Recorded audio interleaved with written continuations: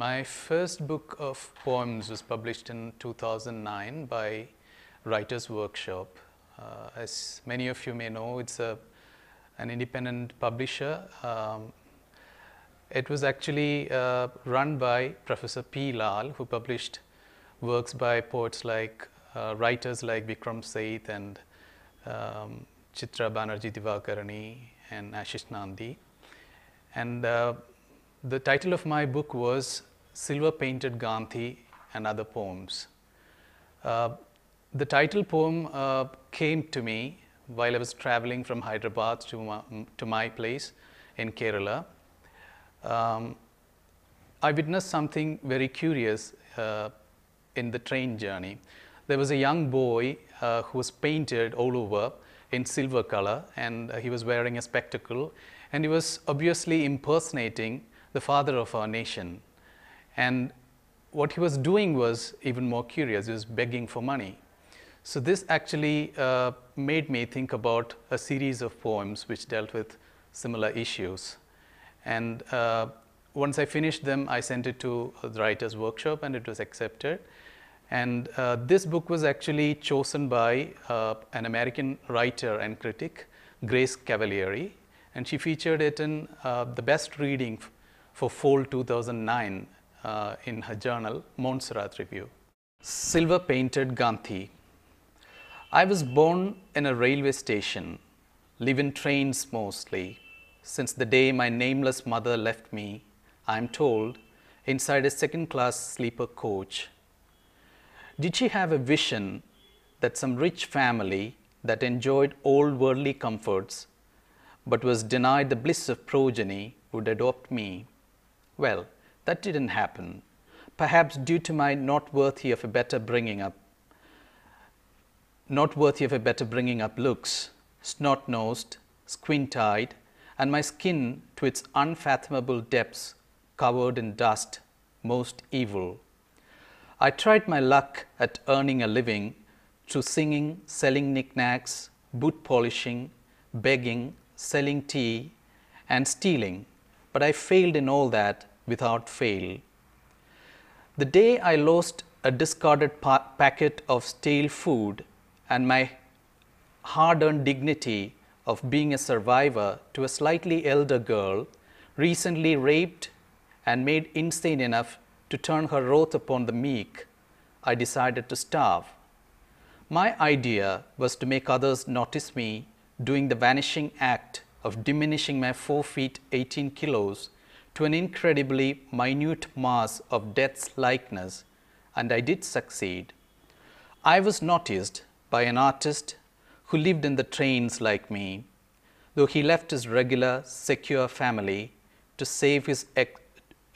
have his experiments with truth in the train life after his similar experiments in bus stations, tourist spots, and public parks.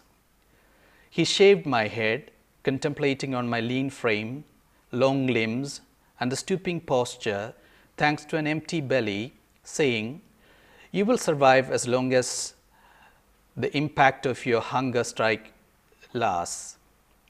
He painted me in silver from head to toe. Every inch of my body except my eyes was now silver. He led me to a mirror in the toilet, and I looked at a 4 feet undernourished but impressive silver-colored Gandhi squinting back.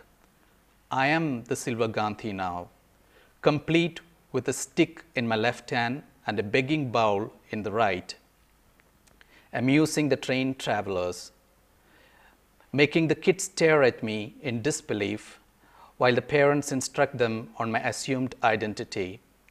Life is good now and will be so, I hope, as long as my lean and peaceful looks remain, as long as the artist's silver paint is kind enough to stay with him, and as long as the trains carry the promise of bringing in people who remain Indian enough to remember Gandhi and to share some of their time, and oh yes, spare some money as well.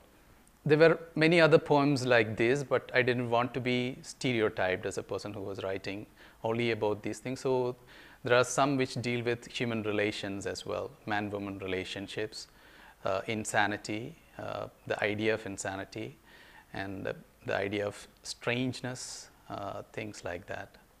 I think it necessarily goes back to my school days. Uh, it happens when you have a boring class or something which is unpleasant happening in a class. You have this parallel world within your head, and you don't know what to do with it because teachers won't like you scribbling or talking with somebody else. So the best thing you can do is to store those memories or whatever comes to your mind within you, and then use the best possible time to find a way of expression. So in the beginning it was like drawing things and painting, but later on I felt that it was not my fault because I was not really good at drawing and painting. So I started writing things, one line, two line, and sometimes in poem, poetic form. And I started creating stories also. And I started showing them to my parents also because they used to buy me a lot of books, and they were interested in whatever I was doing with my creativity. And so I showed them my little pieces, and they encouraged me to participate in the competitions in the school, and I started winning prizes.